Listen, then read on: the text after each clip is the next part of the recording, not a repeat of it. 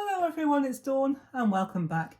Well, I thought I'd come back on very quickly today, unusual for me for a Sunday, but I thought I'd let you know, or give you a quick peek of what I've done so far anyway, with the fabulous contents, or some of the fabulous contents, of Box 32 of PAPERCRAFT Society, which of course has been designed by the incredible Olga Direktorenko. So I've made a few cards and I've got a little mini demonstration to show you, a little trick to show you at the end, so watch till the end. And you'll see what else it wasn't planned this way, but I've discovered something that one of the dies can be used for. So watch till the end and you'll see a really neat little trick. Well, I think it's really neat anyway. So here we go. I'm going to just pop the box out the way for a minute. Or to one side, I should say. Now, the first card I made was this one. And I used this die. This one here. And what I did is I cut it twice. And put one on the top and one on the bottom for the border. Now, what I didn't do what most people would have done, I guess, which would be to paper piece. What I did, I cut this out of a single piece of card, and then I used my pens, my alcohol pens, to colour these. And I mirror coloured them, so that one and that one I did the same. That one and that one I did the same. That one and that one I did the same, and so on. I'm sure you get the message. Well, you get the picture. And I used some of the stamps, the bubble stamps, to create some little bubbles coming up the side. And of course, this fabulous lady in the bath. And I used some of the accent glaze for the bubbles so that they really stand out. I'm not sure you can see it on camera, but they really do stand out nicely. So that's that one. And I'll just pop that up there. And the next one is that one there. Now, on this one, you may be able to see that I've used the embossing folder, but I used it on a piece of vellum. Now that really makes these bubbles stand out and these accents shine. And I've used some of the bubble droplet beads on that one, and I've die cut the little duck twice. And using the bubbly card, one of the bubbly cardstock in the pack, I've used the same one up there and I've put "Have a bubbly day," which of course is one of the stamps. Now, this one is a bit different. It would be, wouldn't it? It's me.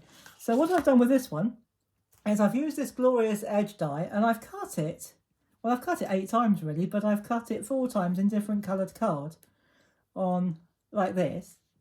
So I've put it over and I've just cut it to the depth that I wanted it. And I've done it both the same on the same side. So you've got green that side and green that side and red and so on. And I've brought it together like that. It looks almost like a faux gatefold card, but it isn't a gatefold card. And I've used the vintage vineyard paper for the backing paper, and it just opens. I haven't put anything in the middle yet, but I expect I will eventually. And that could be used for a male or a female, and it says, "A toast to you, happy birthday." So that's that one. Now the next one is one of my favourites. I have used, I'll show you the die that I've used first. I have used that beautiful little girl, that little girl die blowing her bubbles with her bubble wand. And I've used it on this card here. Now, I know you can't see what I've used it for yet, but you will in a second. So I've used this bubble paper, this lovely bright bubble paper. Now, if you pull this bit here, I've made a tab that says pull. Now, this is just a sample one because it's a pop-up card. So I've deliberately cut it wide so that you can see how it's put together. But normally I wouldn't have the slits anywhere near this big. So this is just a sample card. It won't be going anywhere apart from hanging around my craft room.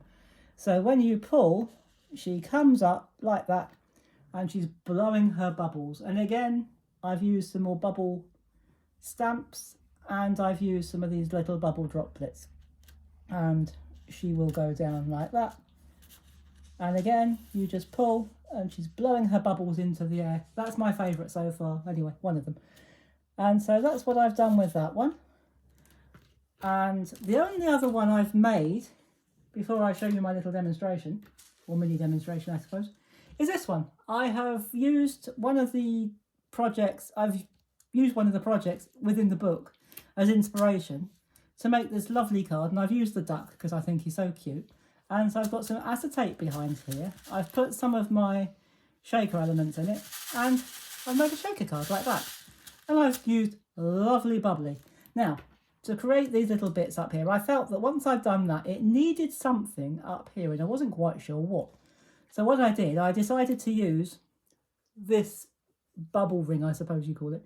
And of course, you just turn it over and you you cut it out, and it'll just cut out that ring, and all these central parts will cut out. Now, this is where the mini demonstration comes in. So I'm going to pop the cards to the side, and what I've done, I've just painted a piece of blue, piece of, this is just watercolour paper, and this is a special demonstration, or a mini demonstration if you like, for all you artists out there. I know there are some of you out there that paint. And what I've done with this one, I want to show you what I did. You can use this as a stencil, not just for a die cut. You can use this to create a stencil, and I'll show you what I mean. I cut it out twice for my project, and I just laid it in like that, cut it out and did it again. But when all the bits fell out and you were left with this, what we call a negative space, to me, they look like clouds. So we could use this as a stencil for painting clouds when we do our watercolour painting. You may be able to do it for acrylics, but I'm not an acrylic artist, so I don't know whether it will work. So what we do, all we do for that, we'll need a piece of tissue, we will need a brush and a little water. So my very mucky mug that I use just for watercolour painting. So how you use this, if you want to use it for a stencil, let's bring you in just a little bit closer so that you can see a bit better. Let's bring you in just a wee bit. Hopefully that's all right. I can't see. Let me just have a quick look. Yeah, we should be all right. From where I'm sitting, I can't actually see my screen. So what we would do, we would moisten our brush. This is just ordinary watercolour paint, cobalt blue, if you're interested in the exact tone of colour. And you just use your brush with a little water, and you paint, or you don't paint, well, I suppose you paint the water, or wash over the water, within the area of the stencil. Quite a lot of water, depending on how prominent you want your cloud. Then what you do is you take a piece of tissue, and don't do that because you might make it a bit streaky, but just dab at it like that. Just dab like that, and then we'll do the same there. We'll only do two. You could go mad if you wanted to.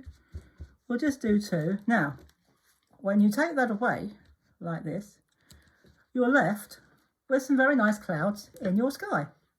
So we'll just blend that in a little bit like that. So that was just a demonstration, really. So you can use these as stencils for your clouds if you're going to be painting.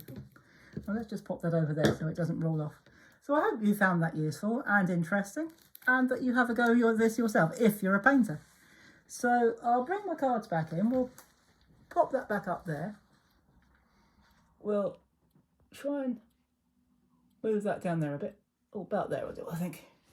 I'll leave that there, and I'll bring my cards back in. How much we'll get all in one frame, I'm not quite sure, but we'll see how we go. Now I've got to bring the little girl up. My pop-up comes, so we'll just pop her up there like that. So how are we doing screen time? Oh, we've got a bit more room. We might get them all in. You never know. We'll have a go. So we'll put that one there, and if we've got room, we'll see if we can squeeze one more in the frame. Not sure we will actually. Perhaps if I put it up there, we might cover up our watercolour, but never mind. So there we go. Perhaps if I just bring it down or push it up a bit. Push it up a bit. I'm not going to risk doing any more than that because it'll fall off. But there we go. There is all that I've made so far.